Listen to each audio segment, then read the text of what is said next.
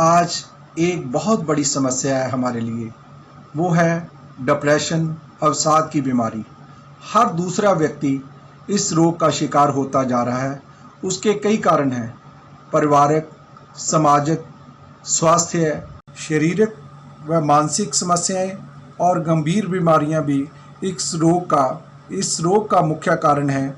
और कभी-कभी ये आनुवंशिक हेरिडिटी जो परिवारों में ये बीमारी होती है, ये आगे भी दर पीढ़ी ये बीमारी चलती है।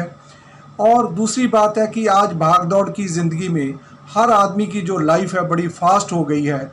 उसके लिए हमारी अपेक्षाएं, हमारी आकांक्षाएं दिन ब दिन बढ़ती जा रही हैं, जो इस रोग का मुख्य कारण है। विद्यार्थियों में कभी अपनी परीक्षाओं में सफल ना होना या अपने सहपाठी से किसी बात को लेकर अपना दिमागी संतुलन खो बैठना, ये मुख्य रूप से इस बीमारी का कारण बन सकता है। और एक निराशावादी व्यक्ति, एक जिसमें मन में निराशा आ जाए, वो जीवन में कैसे सफल हो सकता है, ये आज बहुत ही चिंता का विषय है। और ये अगर इस बीमारी का समय से पता ना चले तो यह गंभीर रूप धारण कर लेती है, जिसकी आगे जाके बहुत ज़्यादा रोगी को भी और परिवार को भी बहुत मुश्किलों का सामना करना पड़ता है।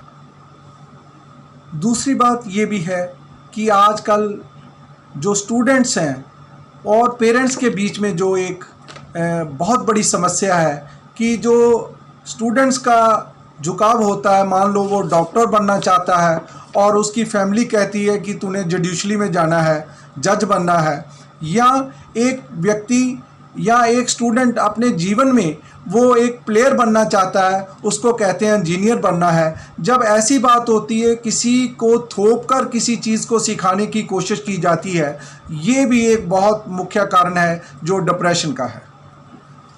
और सबसे बड़ी बात ये है कि ऐसे रोगी, ऐसे मरीज़ को जो प्यार दुलार, जो एक अपने मन की बात कर सके, वो समय नहीं मिलता। उसका मुख्य रूप से कारण आज संयुक्त परिवारों का ना होना और माता पिता का अपने बच्चों को समय ना देना, मिलकर ना बैठना।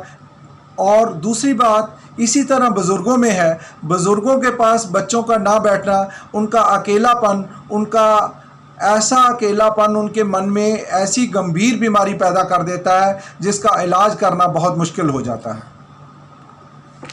जो अकेलापन है वो मरीज़ को हताश और निराश कर देता है, और उसके लिए हमारी ये एक ड्यूटी बनती है परिवार की, उसके साथ उसकी बात को सुने, ध्यान से सुनकर उसका समाधान करें, ताकि उचित समय पर अगर जो निर्णय ले लिया जाए तो वो समस्या का हल बहुत जल्दी हो सकता है।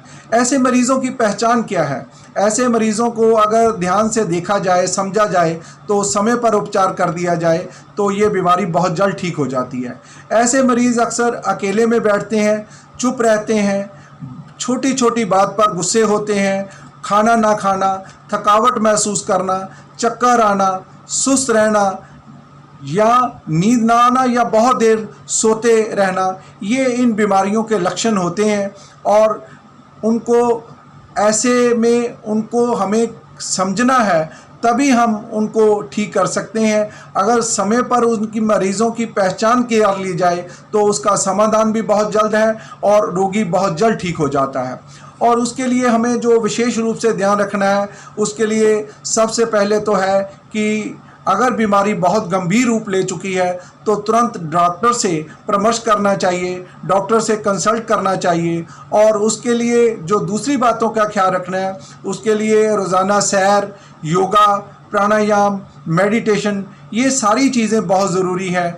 और दूसरी बात ये है कि डाइट में हरी सब्जियां, सलाद, फ्रूट, दूध, ये बहुत ज़रूरी है। और जो बड़े लोग हैं, बच्चों में तो नहीं, जो नशा करते हैं, उनको नशे से दूर रखना है ताकि वो इस बीमारी से जल्द ठीक हो सकें। और हमें आज ये प्रण लेना है कि हम अपने मन की बात, अपने दिल की बात, अगर मन में कोई ऐसी बात आती है, अपने पेरेंट्स से, अपने टीचर से, अपने दोस्त से करेंगे, ताकि समय पर उसका उचित हल हो सके और ये बीमारी जो है कभी जीवन में ना आ सके। थैंक यू, धन्यवाद।